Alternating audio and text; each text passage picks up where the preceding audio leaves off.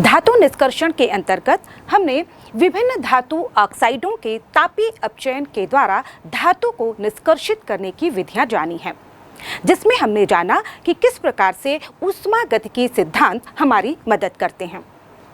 इसके अलावा भी धातुओं को निष्कर्षित करने की और भी विधियां हैं, जैसे कि किसी धातु के लवण का गलित अवस्था में वैद्युत अपघटन करके धातु प्राप्त करना। इसके अलावा किसी अन्य धातु के उपयोग के द्वारा भी हम धातु को निष्कर्षित कर सकते हैं और ये विधियां वैद्युत रासायनिक सिद्धांतों पर आधारित होती हैं। वैद्युत रसायन के अंतर्गत हमने जाना है कि किस प्रकार से डेल्टा जी यानी कि मुक्त ऊर्जा परिवर्तन तथा इलेक्ट्रोड विभव आपस में संबंधित होते हैं और इसी संबंध का उपयोग करके हम वैद्युत रासायनिक सिद्धांत के अंतर्गत किसी भी धातु का अपचयन या रिडक्शन कर सकते हैं। वैद्युत रसायन के अंतर्गत हम जानते हैं कि delta G naught is equal to होता है minus N E naught F के, जहाँ पर n इलेक्ट्रॉनों की संख्या है जबकि E किसी भी निकाय के रेडॉक्स युग्म के लिए विद्युत विभव होता है। और यहाँ पर कैलकुलेशन के आधार पर ये देखा गया है कि यदि किन्हीं दो रेडॉक्स युग्मों के E नॉट का मान तथा इनका जो अंतर है यदि वह धनात्मक होता है तो पूरी प्रक्रम के लिए डेल्टा जी का मान ऋणात्मक हो जाता है और ऐसी स्थिति में जो प्रक्रिया है या प्रक्रम है वह स्वतः प्रवर्तित हो जाता है और इसी सिद्धांत का उपयोग करके हम वैद्युत अपघटनी अपचयन के द्वारा धातुओं को प्राप्त कर लेते हैं। इस विधि में यहाँ पर हम देखते हैं कि जो अधिक सक्रिय धातु होती है वह ऑक्सीडाइज होकर ऑक्सीकृत होकर विलयन में चली जाती है, जबकि जो कम सक्रिय धातु होती है वह विलयन से बाहर निकलकर अवक्षेपित हो जाती है। तो इस प्रकार से जैसे यहाँ पर हम ले रहे हैं कॉपर सल्फेट विलयन, और यदि कॉपर सल्फेट विलयन में हम जानते हैं कि कॉपर के आयन उपस्थित होते हैं और यहाँ पर यदि उसकी क्रिया जब हम किसी आयरन रॉड से कराते हैं या यहाँ पर इलेक्ट्रोड के तौर पर लेते हैं तो उस समय यहाँ पर चूंकि आयरन अधिक सक्रिय धातु होती है अतः यह ऑक्सीकृत होकर विलयन में चली जाती है, जबकि कॉपर यहाँ पर अपचयित होकर मुक्त हो जाती है और इस तरह से हम कॉपर को शुद्ध अवस्था में प्राप्त कर लेते हैं। यहाँ पर जो कॉपर है वह कैथोड में जाकर, क्योंकि कॉपर पर धनावेश होता है इसलिए यह जाकर वहाँ पर अपचयित होकर कैथोड पर एकत्रित हो जाती है या वहाँ पर डिपॉजिट हो जाती है। इस प्रकार के प्रक्रम के लिए कुछ विशेष बातें ध्यान में रखी जाती हैं, जैसे कि जो भी धातु उत्पादित हो रही है उस धातु की क्रियाशीलता किस प्रकार की है, साथ ही साथ यहाँ पर चूंकि इलेक्ट्रोडों का उपयोग होता है इसलिए इलेक्ट्रोडों का चयन भी विशेष सावधानी के साथ किया जाता है। साथ ही साथ चूंकि यहाँ पर किसी भी लवण के गलित अवस्था में विद्युत अपघटन किया जाता है अतः उस लवण का मेल्टिंग पॉइंट कम करने के लिए तथा जो गलित विलयन है उसकी चालकता में वृद्धि करने के लिए यहाँ पर बाहर से कुछ पदार्थ मिलाए जाते हैं जिन्हें हम गालक या फ्लक्स कहते हैं। गालक के तौर पर मुख्य रूप से कैल्शियम फ्लोराइड या फिर सोडियम एल्यूमिनियम फ्लोराइड जिसका सूत्र होता है Na3Al(F6), इसका उपयोग किया जाता है। कुछ मात्रा में एल्यूमिनियम फ्लोराइड का उपयोग भी करते हैं। तो आइए इस पूरी प्रक्रम को हम एल्यूमिनियम के निष्कर्षण के द्वारा समझते हैं। एल्यूमिनियम का निष्कर्षण एल्यूमिना एल्यूमिनियम के ऑक्साइड से किया जाता है और ये जो प्रोसेस होती है इसका विशेष नाम होता है जिसे हॉल हेलार्ड प्रक्रम या कहा जाता है तथा ये जो प्रक्रम है वह इलेक्ट्रोमेटलर्जी का उदाहरण है। इसे हॉल्स का वैद्युत अपघटन प्रक्रम भी कहा जाता है। तो इस प्रक्रम के लिए जो इलेक्ट्रोलाइट होता है वह होता है गलित एल्यूमिना Al2O3 जो कि गलित अवस्था में लिया जाता है। साथ ही साथ इसके लिए जो पात्र उपयोग में लाया जाता है या हम कह सकते हैं विद्युत अपघटनी सेल जो हम उपयोग करते हैं वह स्टील का बना हुआ एक पात्र होता है जिसके अंदर कार्बन की परत चढ़ी हुई होती है और यह पात्र ही ऋण इलेक्ट्रोड यानी कि कैथोड का कार्य करता है। साथ ही साथ यहाँ पर एनोड के लिए ग्रेफाइट रॉड का उपयोग किया जाता है। ये ग्रेफाइट रॉड कई संख्या में होती हैं तथा कॉपर प्लग के द्वारा ये इलेक्ट्रोलाइट में नीचे डूबी हुई होती हैं। साथ ही साथ यहाँ पर जो इलेक्ट्रोलाइट है वो ग्रेफाइट का लिया जाता है और इसके लिए जहाँ पर इसमें डाला जाता है जो विद्युत अपघट्य होता है वो होता है गलित एल्यूमिना। और इस तरह से जब यहाँ पर विद्युत धारा प्रवाहित की जाती है तो यहाँ पर जो हमारा इलेक्ट्रोलाइट है यह विघटित होता है और यह बनाता है Al3+ आयन तथा O- आयन। तो यहाँ पर जो एल्यूमिनियम के आयन होते हैं चूँकि ये पॉजिटिव चार्ज वाले हैं इसलिए ये निकलकर कैथोड की तरफ जो पात्र है कैथोड है ऋण आवेश है उस वहाँ पर चले जाते हैं तथा वहाँ पर ये इलेक्ट्रॉन ग्रहण करके अपचयित हो जाते हैं तथा वहीं पर ये डिपॉजिट हो जाते हैं, निक्षेपित हो जाते हैं।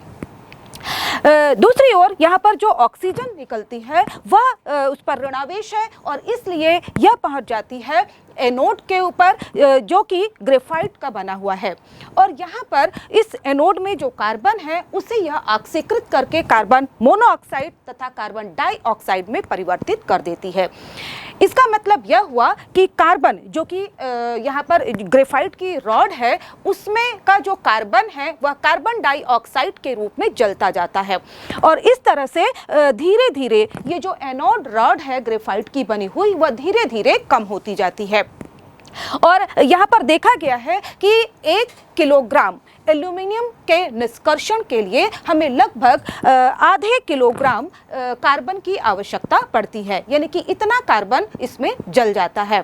तो इस स्थिति से बचने के लिए यहाँ पर जो इलेक्ट्रोलाइट होता है उसके ऊपर काफ़ी मात्रा में कार्बन पाउडर को फैला दिया जाता है ताकि जो ऑक्सीजन के द्वारा कार्बन रॉड का या ग्रेफाइट रॉड का ऑक्सीकरण न हो बल्कि इस तरह से जो कार्बन पाउडर बचा हुआ है उसका ऑक्सीकरण हो तथा हमारा जो ग्रेफाइट रॉड है वह सुरक्षित बच जाए।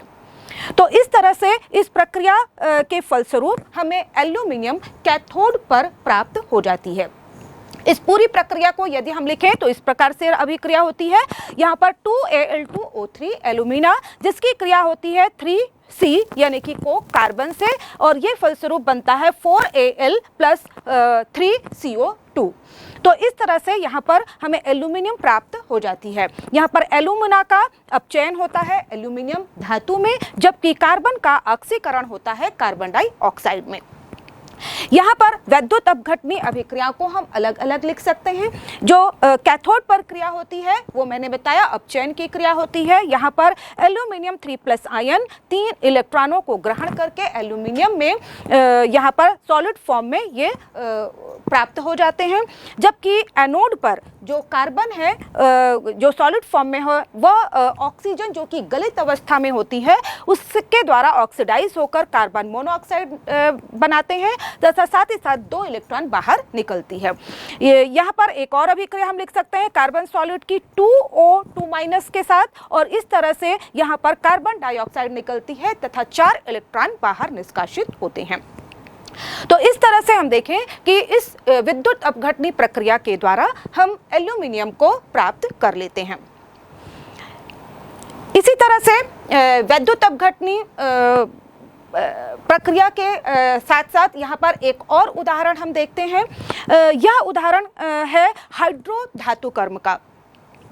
इसे हाइड्रोमेटलर्जी का ये एक एग्जाम्पल है जिसमें कि हम निम्न कोटि के अयस्क या जो अपकृष्ट अयस्क होते हैं या फिर जो रद्दी धातु होती हैं उसकी सहायता से हम कॉपर को निष्कासित करते हैं या कॉपर को प्राप्त करते हैं। यह कॉपर के एक्सट्रैक्शन के लिए निष्कर्षण के लिए विधि उपयोग में लाई जाती है। इसमें सबसे पहले जो रद्दी धातु होती है या निम्न कोटि के जो अयस्क होते हैं उसका किसी उचित विलायक के द्वारा निक्षालन किया जाता है। इसके लिए अम्ल का उपयोग किया जाता है या फिर जीवाणु का उपयोग करके यहाँ पर इसका निक्षालन करते हैं। जैसे ही हम निक्षालन करते हैं, क्योंकि हमने जाना लीचिंग प्रोसेस में जो धातु आयन होते हैं वो विलयन में चले आते हैं, इसलिए यहाँ पर जो कॉपर 2+ आयन होते हैं वो विलयन में हमें प्राप्त हो जाते हैं। अब इन कॉपर आयनों का किसी रद्दी लोहे के रॉड के द्वारा, क्योंकि हम जानते हैं कॉपर की तुलना में जो लोहे की रॉड है अधिक सक्रिय होती है और इसलिए ये आसानी से कॉपर आयनों को जो कि विलयन में उपस्थित होते हैं यह कॉपर को अपचयित कर देती है। और या तो फिर यहाँ पर हम जो कॉपर आयनों का विलयन है उसमें हाइड्रोजन गैस प्रवाहित करके भी यहाँ पर धातु का आयनों का धातु में अपचयन कर लेते हैं तथा अधिक मात्रा में कॉपर प्राप्त कर लेते हैं। तो इस विधि के द्वारा भी जिसे हम हाइड्रोमेटलर्जी कहते हैं, इसके द्वारा भी हम निम्न कोटि के अयस्कों से कॉपर धातु प्राप्त कर लेते हैं। इसी तरह से धातुओं के निष्कर्षण की या कह सकते हैं हम और भी अधातुओं के निष्कर्षण की एक और विधि है जिसे हम ऑक्सीकरण अपचयन विधि कहते हैं। अभी तक हमने देखा कि जो धातुकर्मी प्रक्रम थे उन सभी में धातुओं का निष्कर्षण किया जा रहा था, जिसमें कि धातुओं को अपचयित करके हम प्राप्त करते थे, लेकिन अधातुओं को निष्कर्षित करने के लिए इनका ऑक्सीकरण किया जाता है और इस ऑक्सीकरण प्रोसेस के द्वारा हम धातुओं को निष्कर्षित करते हैं। यहाँ पर हम देखें कि विशेष रूप से अधातुओं के निष्कर्षण के लिए यह प्रक्रम उपयोग में लाया जाता है और खासकर उदाहरण हम इसका ले सकते हैं। मान लीजिए समुद्री जल या लवण युक्त जल होता है, उसमें से क्लोरीन का निष्कर्षण करना हो तो इस विधि का हम उपयोग करते हैं। हम जानते हैं कि जो समुद्री जल होता है उसमें विभिन्न प्रकार के लवण होते हैं। यहाँ पर मान लीजिए सोडियम क्लोराइड के रूप में उपस्थित है, जिसमें से हमें क्लोरीन को निष्कासित करना है। तो इसके लिए ये जो विधि होती है उसमें हम जो लवणीय जल होता है उसका विलयन लेते हैं तथा इसका वैद्युत अपघटन करते हैं। अब हम जानते हैं कि जो लवण होगा वह आयनों में, जब हम इसका जलीय विलयन बनाएंगे तो यह आयनों में टूट जाएगा। यहाँ पर सोडियम आयन बनेंगे तथा क्लोराइड माइनस आयन बनेंगे। साथ ही साथ यहाँ पर जल भी OH- आयनों तथा H+ आयनों में टूट जाएगा और इस अभिक्रिया के लिए हम इस प्रकार से लिख सकते हैं। यहाँ पर 2Cl- plus 2H2O is equal to 2OH- aqueous plus H2 gas plus Cl2 gas. इस प्रकार की यह प्रक्रिया होती है और यह देखा गया है कि इस प्रक्रिया के लिए जो डेल्टा G का मान होता है वह होता है प्लस 422 किलो जूल पर मोल। और यदि इस डेल्टा G के मान को हम equation delta G0 is equal to minus NEF equation में रखते हैं तो यहाँ पर जो E0 का मान प्राप्त होता है वह होता है 2.2 वोल्ट। इसका मतलब यह है कि यदि हम लवण का विलयन ले लें, जलीय विलयन ले लें और इस तरह से यहाँ पर विद्युत धारा प्रवाहित करें और उसमें जो उसकी जो विद्युत धारा होगी वह 2.2 वोल्ट से अधिक यहाँ पर विद्युत वाहक बल बाहर से जब हम इसमें अप्लाई करेंगे तो यहाँ पर इसका आसानी से विद्युत अपघटन होगा और यहाँ पर जो क्लोरीन होगी वह एनोड पर जाकर हमें प्राप्त होगी। क्लोराइड आयन एनोड पर जाकर ऑक्सीकृत हो जाएंगे और यहाँ पर क्लोरीन गैस के रूप में प्राप्त होंगे।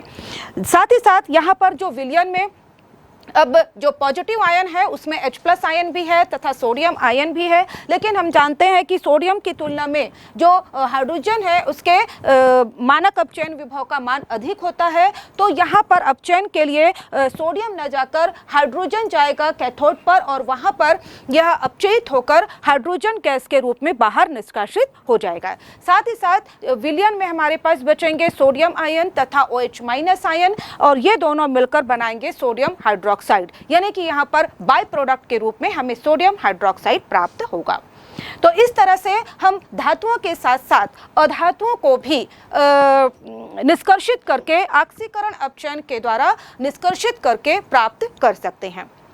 तो ये है भिन्न भिन्न विधियां जिसके द्वारा हम धातुओं के ऑक्साइडों से धातुओं का तापीय अपचयन करके या फिर धातुओं के लवण के गलित अवस्था में वैद्युत अपघटन करके धातुओं को प्राप्त कर लेते हैं। इसके अलावा हमने देखा कि दूसरी किसी सक्रिय धातु का उपयोग करके भी हम धातु को प्राप्त कर लेते हैं। धातु के निष्कर्षण की विधियां जान लेने के पश्चात आइए अब हम जानते हैं धातुओं को के शोधन की विधियां। आइए अब हम जानते हैं धातुओं के शोधन की विधियां। धातुओं का निष्कर्षण किसी भी विधि के द्वारा किया गया हो, लेकिन इस प्रकार से निष्कर्षित धातुओं में कुछ सामान्य अशुद्धियां उपस्थित होती ही हैं, जिन्हें हम विभिन्न विधियों के द्वारा अलग अलग करके शुद्ध धातु प्राप्त करते हैं। इस तरह से अनेक विधियों का उपयोग किया जाता है, लेकिन कोई भी विधि इस तथ्य पर आधारित होती है कि यहाँ पर जो धातु है तथा उसमें उपस्थित अशुद्धियां हैं उनके गुणों में अंतर होना चाहिए। यहाँ पर कुछ विधियों के उदाहरण दिए गए हैं, जैसे कि आस्वन विधि या डिस्टिलेशन। दूसरी विधि है द्रव गलन परिष्करण या जिसे हम लिक्वेशन कहते हैं। तीसरी विधि है वैद्युत अपघटन यानी कि इलेक्ट्रोलाइसिस। और इसके बाद चौथी विधि है मंडल परिष्करण या जिसे हम कहते हैं जोन रिफाइनिंग। इसके बाद विधि है वाष्प प्रावस्था परिष्करण या जिसे हम वेपर फेज रिफाइनिंग कहते हैं। इसके बाद एक और विधि है, वह है वर्ण लेखनी या क्रोमेटोग्राफी। आइए अब हम इन सभी विधियों को विस्तार से समझते हैं। सबसे पहले जानते हैं आस्वन विधि या डिस्टिलेशन। कक्षा 11वीं में हमने आस्वन के विषय में जाना है। आस्वन में मुख्य रूप से दो प्रक्रम शामिल होते हैं, एक पहला वाष्पीकरण तथा दूसरा संघनन। यहाँ पर जो आस्वन क्रिया कराई जाती है उसके लिए एक आस्वन फ्लास्क का उपयोग किया जाता है, जो ऑपरेटर्स उपयोग में लाया जाता है वो आप यहाँ पर देख सकते हैं। इसमें जो आस्वन फ्लास्क है उसमें धातु को या धातु जो अशुद्ध धातु है उसे ले लिया जाता है। और ये जो आस्वन के द्वारा या डिस्टिलेशन के द्वारा धातु के शोधन की विधि है वह मुख्य रूप से कम क्वथनांक वाली धातुओं के लिए उपयोग में लाई जाती है, जैसे कि यहाँ पर जिंक ले सकते हैं या मरकरी ले सकते हैं। और यह इस तथ्य पर आधारित होती है कि जो यहाँ पर धातुएं होती हैं उनके क्वथनांक कम होंगे, जबकि अशुद्धियाँ हैं उनके क्वथनांक अधिक होते हैं। तो जैसे ही आस्वन फ्लास्क में इस अशुद्ध धातु को लेकर गर्म किया जाता है, तो जैसे ही इन धातुओं का क्वथनांक बिंदु आता है, धातुएं वाष्पीकृत होकर ऊपर उठ जाती हैं तथा ये कंडेंसर में जाकर सीधे ठंडी होती हैं तथा ये द्रव अवस्था में प्राप्त होती हैं तथा जिन्हें बाद में ठंडा करके ठोस अवस्था में प्राप्त कर लिया जाता है। जबकि यहाँ पर जो अशुद्धियाँ होती हैं उनके क्वथनांक अधिक होते हैं, इसलिए ये आस्वन फ्लास्क में ही रुकी रहती हैं। और इस तरह से आस्वन प्रक्रिया के द्वारा हम निम्न क्वथनांक वाली धातुओं को शुद्ध अवस्था में प्राप्त कर लेते हैं। इसी तरह से यहाँ पर जो दूसरी विधि है वह है लिक्वेशन या जिसे हम कहते हैं द्रव गलन परिष्करण। जैसे कि नाम से ही स्पष्ट है, इस विधि में धातु को गलाया जाता है और यह विधि इस तथ्य पर आधारित है कि जो धातु होती हैं उनके गलनांक कम होते हैं, जबकि अशुद्धि के गलनांक अधिक होते हैं। और इसीलिए यह विधि कम गलनांक वाली धातुओं जैसे कि टिन के लिए उपयोग में लाई जाती है। और इसके लिए जो भट्टी या फर्नेस उपयोग में लाई जाती है उसकी सतह ढालदार होती है और यहाँ पर एक किनारे सतह पर अशुद्ध धातु को उसके गलनांक के ताप तक गर्म किया जाता है, जिससे धातु पिघलकर गलित होकर या ढालदार सतह से बहती हुई आगे निकल जाती है। जबकि अशुद्धियाँ जिनका गलनांक अधिक होता है वो पिघलती नहीं है और उसी अवस्था में रह जाती हैं। और इस तरह से इस गलित शुद्ध धातु को प्राप्त कर लिया जाता है और इस तरह से द्रव गलन परिष्करण विधि के द्वारा हम कम गलनांक वाली धातुओं को शुद्ध अवस्था में प्राप्त कर लेते हैं। इसके बाद जो तीसरी और काफ़ी महत्वपूर्ण विधि है वह विधि है वैद्युत अपघटनी शोधन, इलेक्ट्रोलाइसिस प्रोसेस। वैद्युत अपघटन शोधन के लिए क्योंकि यहाँ पर वैद्युत अपघटन प्रक्रिया की जाती है और इसके लिए हम यहाँ पर एक पात्र लेते हैं और साथ ही साथ यहाँ पर जो एनोड और कैथोड बनाए जाते हैं वह उसी अशुद्ध धातु के होते हैं। यहाँ पर जो एनोड बनाया जाता है वह उसी अशुद्ध धातु का होता है जिससे हमें शुद्ध धातु प्राप्त करनी होती है। तो इस तरह से अशुद्ध धातु का काफ़ी मोटी रॉड बना दी जाती है तथा उसका संबंध बैटरी के धन ध्रुव से कर दिया जाता है और यह अशुद्ध धातु की रॉड एनोड का कार्य करती है। दूसरी ओर कैथोड भी उसी धातु की ली जाती है लेकिन वो शुद्ध अवस्था में धातु की पतली पट्टी ली जाती है और इस तरह से उसका संबंध हम कैथोड से कर देते हैं, उसका संबंध ऋण ध्रुव से कर देते हैं तथा इसे हम कैथोड बनाते हैं। साथ ही साथ यहाँ पर जो इलेक्ट्रोलाइट लिया जाता है वह उसी धातु का कोई लवण होता है। तो इस तरह से यहाँ पर पूरी जो विद्युत अपघटनी सेल तैयार हो जाती है और इसके फलस्वरूप जैसे ही हम यहाँ पर विद्युत धारा प्रवाहित करते हैं यहाँ पर जो एनोड है जिसमें कि अशुद्ध धातु है वह यहाँ से घुलती जाती है, यानी कि जो धातु है वह धातु आयनों के रूप में विलयन में चली जाती है और यहाँ से यह कैथोड पर पहुँचती है जहाँ पर यह इलेक्ट्रॉन ग्रहण करके अपचयित हो जाती है।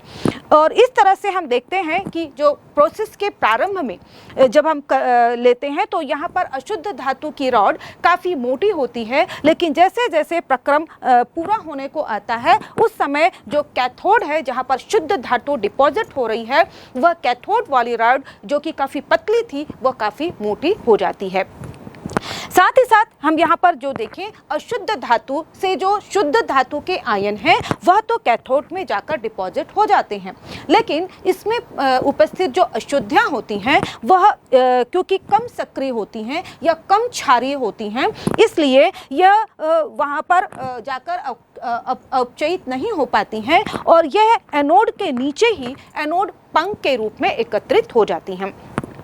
यहाँ पर हम बता दें कि ये जो एनोड पंख होता है उसमें ज़्यादातर यहाँ पर एंटीमनी या फिर सिलेनियम, टेलुरियम या फिर सिल्वर, गोल्ड, प्लैटिनम जैसी धातुएं होती हैं और यहाँ पर इन धातुओं का निष्कर्षण करके क्योंकि ये कीमती धातुएं होती हैं अतः इन धातुओं को निष्कर्षित करके शुद्ध अवस्था में प्राप्त करके यहाँ पर जो भी वैद्युत अपघटन से संबंधित जो खर्च होता है उसकी पूर्ति कर ली जाती है।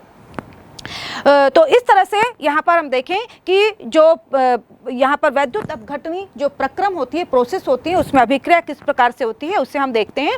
यहाँ पर जो एनोड है जैसे मैंने बताया यहाँ पर ऑक्सीकरण की क्रिया होती है और यहाँ पर जो भी धातु होती है वह धातु आयन के रूप में विलयन में चली जाती है तथा यहाँ पर इलेक्ट्रॉन निष्कासित होते हैं। कैथोड पर जो निष्कासित इलेक्ट्रॉन है उनका उपयोग किया जाता है। अब ये जो धातु आयन होते हैं वह धनात्मक आयन ये कैथोड पर जाते हैं तथा इलेक्ट्रॉनों को ग्रहण करके ये धातु के रूप में उसी कैथोड पर डिपॉजिट हो जाते हैं जिन्हें बाद में प्राप्त कर लिया जाता है। इस विधि के द्वारा मुख्य रूप से कॉपर का शोधन किया जाता है, साथ ही साथ जिंक के शोधन के लिए भी हम इस विधि का उपयोग करते हैं। तो इस तरह से वैद्युत अपघटनी शोधन के द्वारा हम शुद्ध अवस्था में कॉपर तथा जिंक धातु प्राप्त कर सकते हैं।